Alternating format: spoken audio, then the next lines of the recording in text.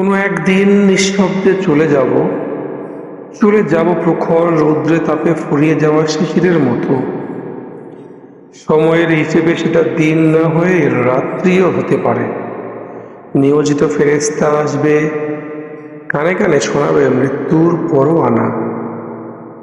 হয়তো তখনও হয়নি প্রস্তুতি, দেনা পাওনা বাকি। পকেটে পড়ে থাকবে একটা নোট, আধুলি, কোথাও যাবার অগ্রিম কেটে রাখা টিকিট, কাউকে দেব বলে সযত্নে আগলে রাখা চার শব্দের চিরকুট, ভালোবাসা। হয়তো দাঁড়িয়ে থাকবো তখন, বসে কিংবা শুয়ে। আমাকে শোনানো হবে মৃত্যুর পরোয়ানা, ফেরেশতার তাড়াহুড়া। কার মুখ মনে পড়বে তখন?